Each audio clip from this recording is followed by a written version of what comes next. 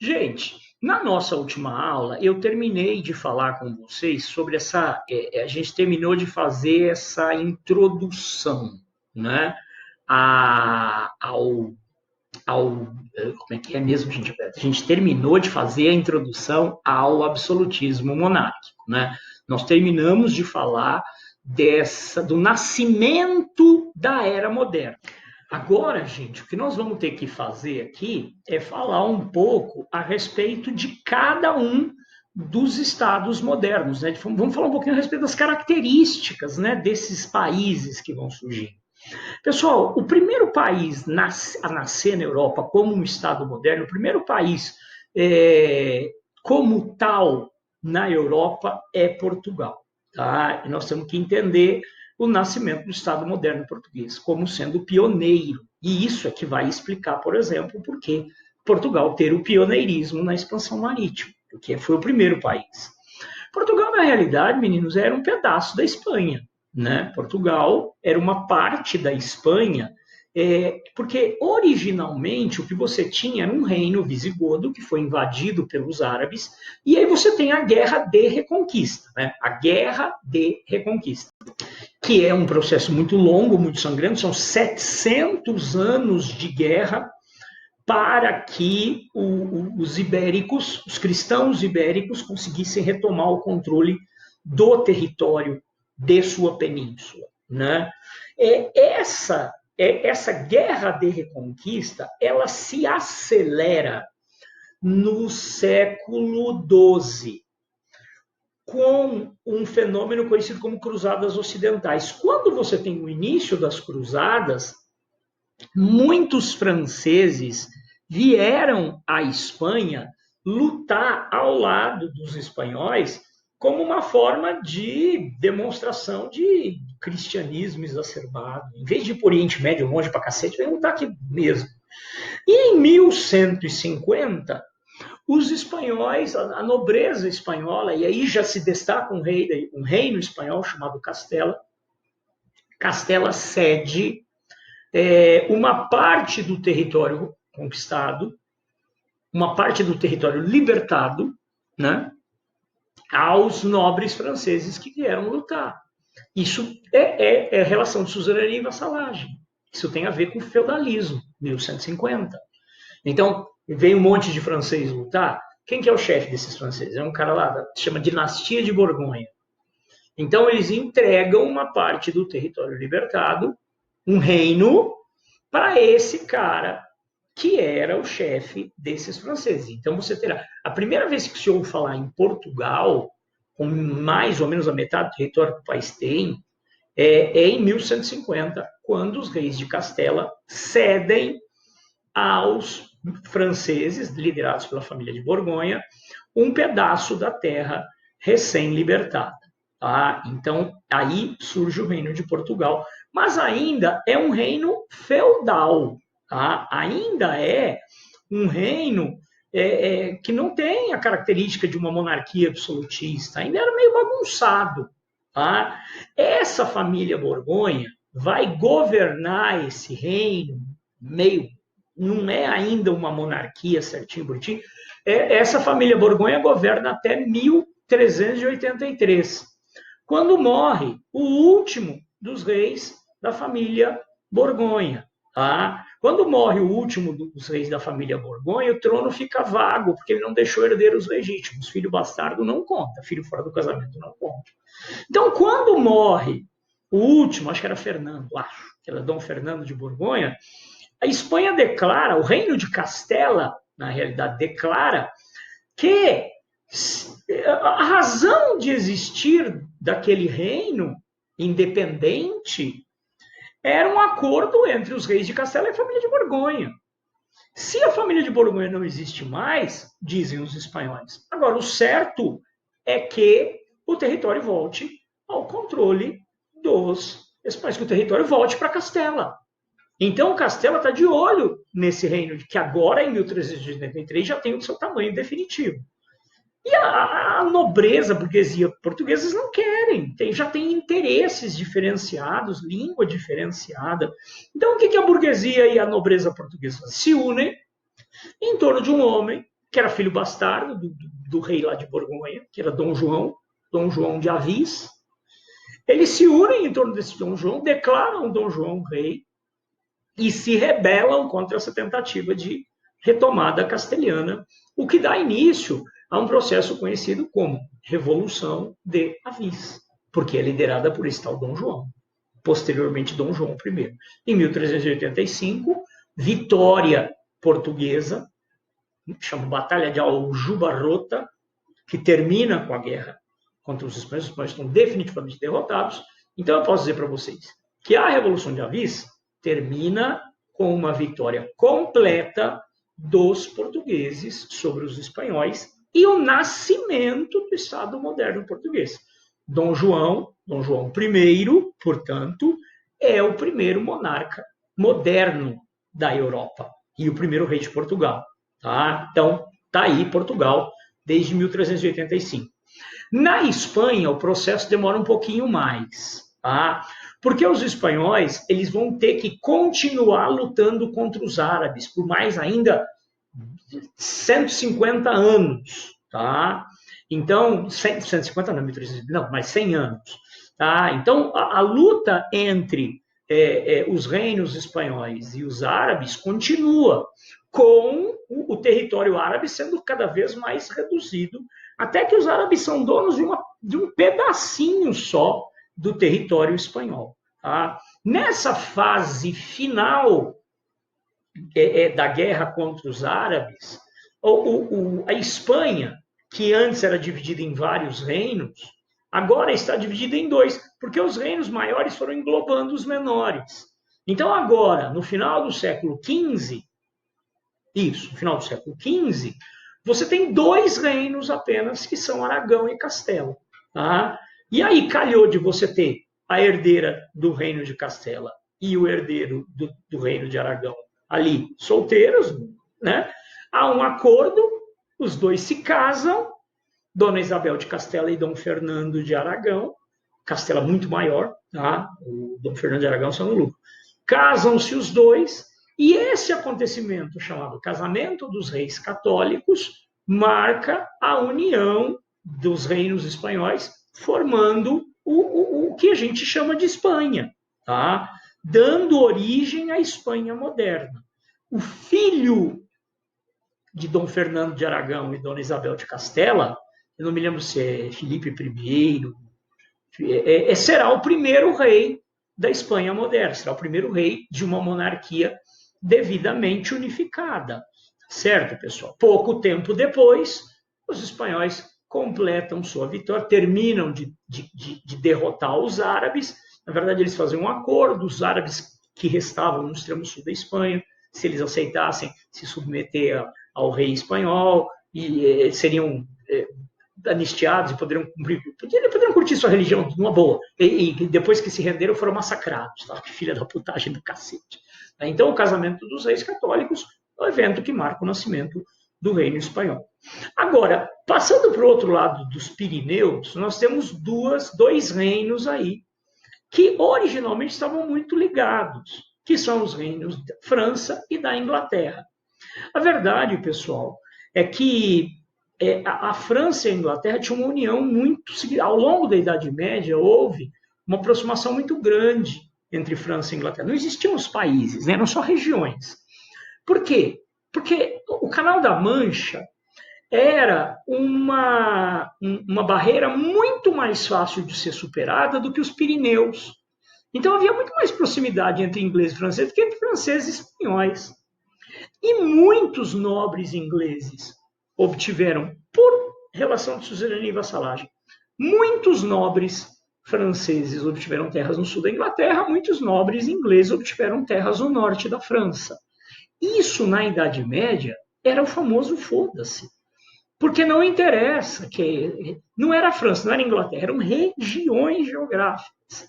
Na medida em que nós vamos chegar ao século XIV e claramente as diferenças entre as duas áreas começam a se tornar mais evidentes, na medida em que você, lá no século XIV, começa a ter um embrião da formação dos Estados Nacionais, começa a se fazer uma pergunta.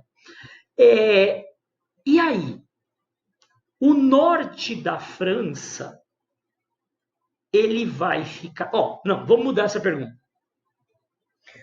Os nobres ingleses que têm terra na França são súditos do rei da Inglaterra ou da França? Os nobres franceses que têm terra no sul da Inglaterra são súditos do rei da Inglaterra ou do rei da França? Com quem essas regiões vão ficar?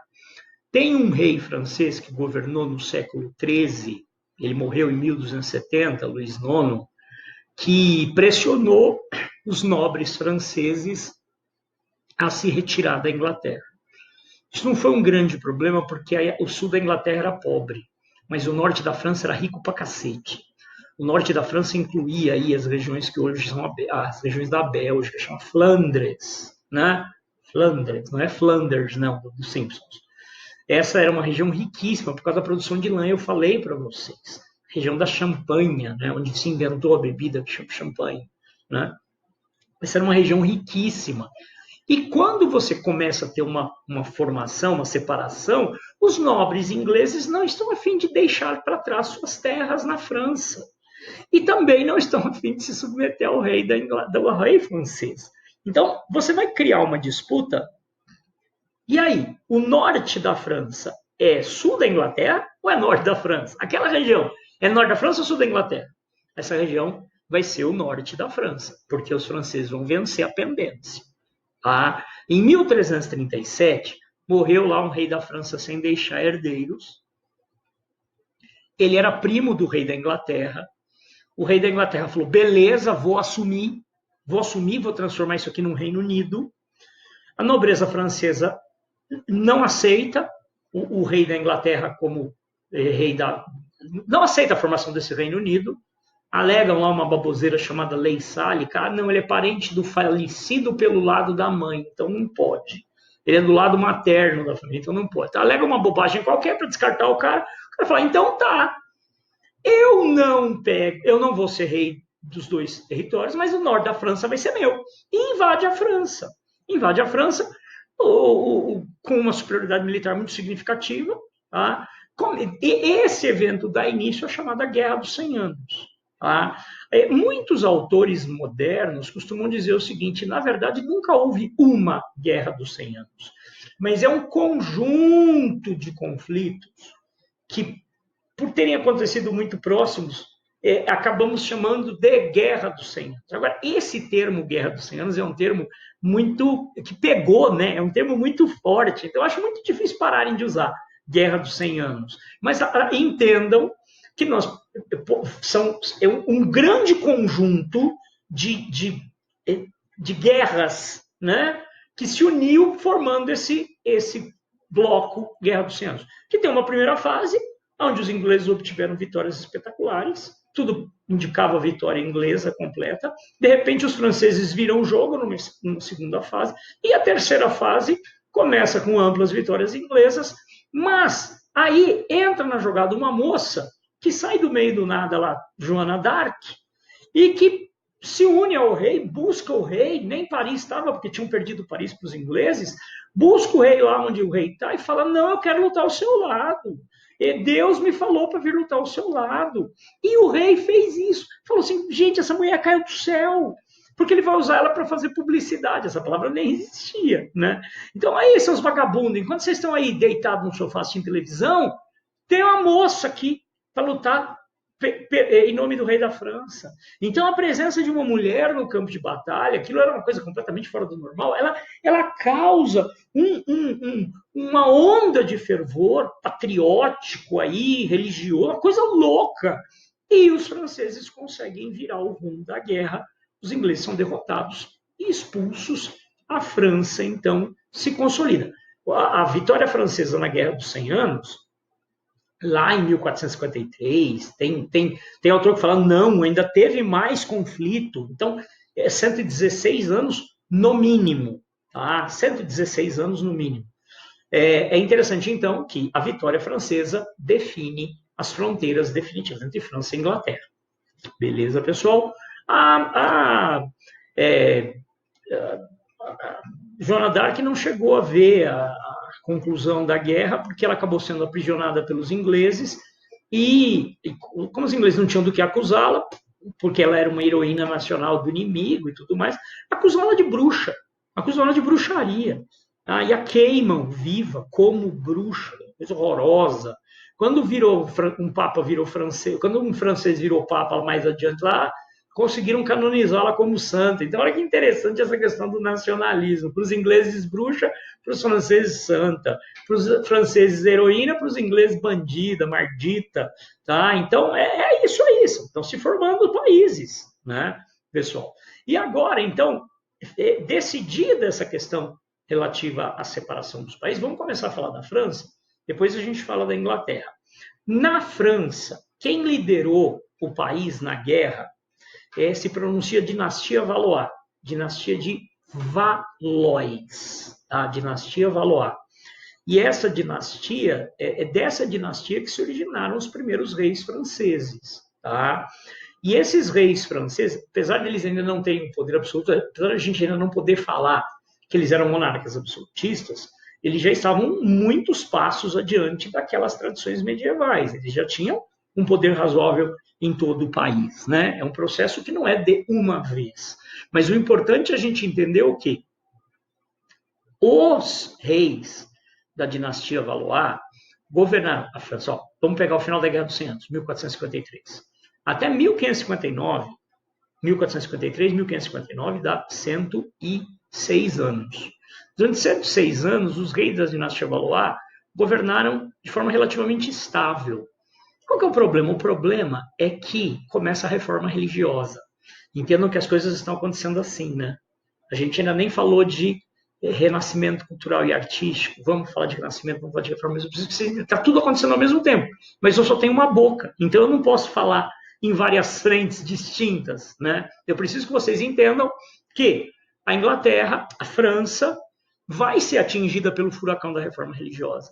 E, de repente, um terço da população francesa se converte ao protestantismo. Eles são chamados huguenotes. Huguenote é um nome que não sabemos a origem.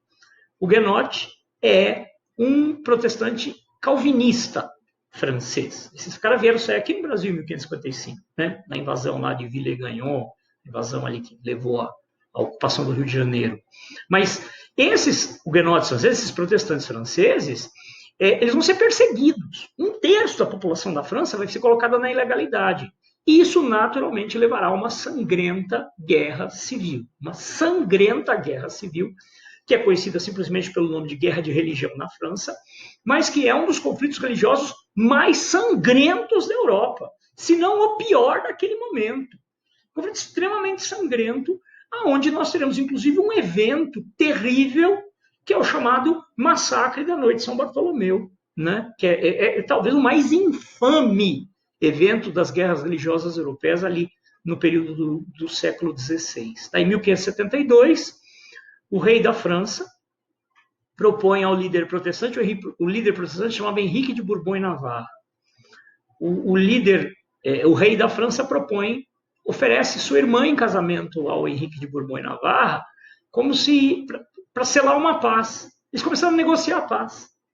E aí o rei oferece a sua irmã em casamento ao Henrique de Bourbon e Navarra, líder protestante, para garantir. Então, assim, o seu casamento com a minha irmã será o selo do acordo de paz. E aí os protestantes ficam muito felizes, então é organizado o evento, e acabou a guerra. E aí milhares e milhares de protestantes vão a Paris assistir às núpcias de seu líder, está todo mundo ali na felicidade, casaram durante o dia. Na noite do dia de São Bartolomeu, o exército real e milícias católicas cercam Paris e massacram os protestantes que haviam ocupado a cidade, tá? Que haviam vindo à cidade assistir às núpcias de seu líder. Esse evento, meninos, foi facilitado o massacre, porque os protestantes normalmente se caracterizam calvinistas pelo uso de roupas escuras, tá? Sempre usando muito preto, né? Usavam muito preto. Então era fácil, ou o cara estava num velório, ou ele era protestante. Então foi um massacre essa noite de São Bartolomeu. Morreu gente. Na verdade, o processo durou uma semana, tá? Desentocando o protestante do esgoto e matando, decapitando e jogando no Rio Sena. Milhares e milhares de protestantes foram trucidados enquanto que o Henrique de Bourbon e Navarra foge e retorna aos seus, e a guerra continua. Em 1589, morre o último rei da família Valois. Em 1589, morre Henrique III. Henrique III era cunhado do líder protestante, Henrique de Bourbon e Navarra, porque o casamento deles nunca foi cancelado. Né? O casamento do Henrique com a irmã do rei da França nunca foi cancelado. Quando morre Henrique III, o trono francês fica vago. E pela tradição francesa, só um homem poderia assumir o trono. Então, qual era o único parente dele, do último rei vivo? Era o líder protestante. Olha que zona. Aí viraram para o Henrique de Bourbon e falaram assim, você não queria... Pô, cara, pena que você é protestante, senão você poderia assumir o trono da França. Ai, chama um padre que eu quero me converter. E ele vai se converter ao protestantismo. Ele vai se converter ao catolicismo para poder assumir o trono da França. E aí perguntaram para ele, né? Porra, essa conversão sua é de verdade, do coração, ou isso é só Miguel? Ele falou, Paris bem vale uma missa.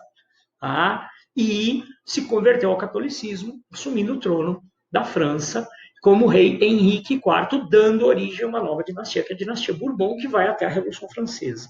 Tá? Então, em 1589, ele se torna rei da França, um protestante convertido ao catolicismo, e em 1592, o Henrique IV baixa uma norma chamada Edito de Nantes.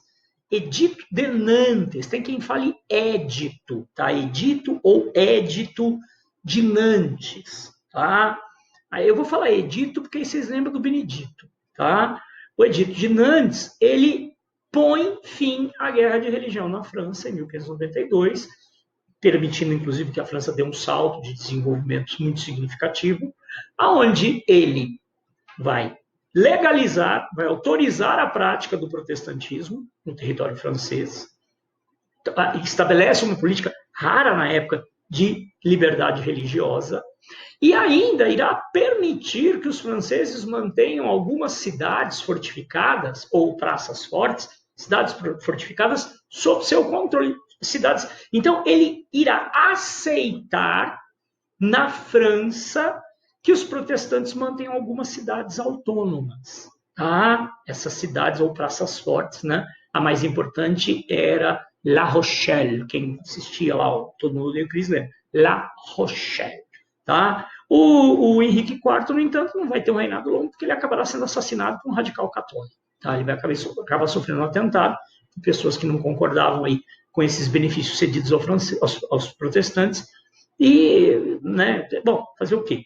E aí, na próxima aula, senão na nossa aula seguinte, a gente termina essa parte da França e fala da Inglaterra. Tá, pessoal? Gente, um beijo gigante para vocês. Até nossa próxima aula.